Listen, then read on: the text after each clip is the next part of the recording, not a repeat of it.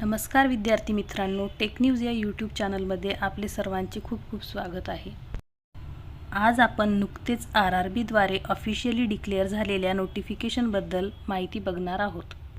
2019 नंतर आता 2025 मध्ये ही वॅकन्सी आली आहे, म्हणजे जवळपास 6 वर्षांनंतर ही ग्रुप डी ची वॅकन्सी आली आहे। या परीक्षेसाठी पात्रता काय असेल, पगार किती असणार, वयोमर्यादा काय आहे, एक्झाम फीज किती आहे, हे सर्व आपण बघूया। जवळपास 32,000 पदांची ही वॅकन्सी आहे। या वर्षी 3 वर्षाचे एज रिलॅक्सेशन देण्यात आले आहे। त्यानुसार एज लिमिट ही पुढील प्रमाणे राहील। या भरतीसाठी वयोमर्यादा ही 18 ते 36 ही जनरल कॅटेगरीसाठी आहे आणि OBC साठी 39 वर्ष असेल आणि SC ST कास्टसाठी 41 वर्ष असेल। एज काउंट करण्याची तारीख ही 1 जुलै 2025 असेल।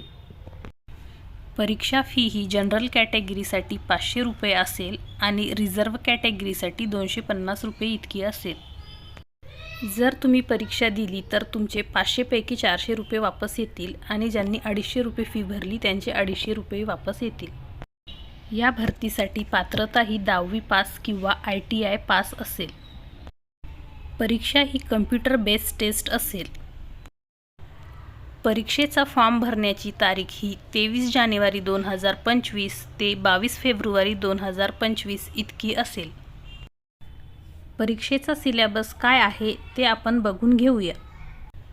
परीक्षेसाठी वेळ हा 90 मिनिट्सचा असेल आणि 100 प्रश्न असतील।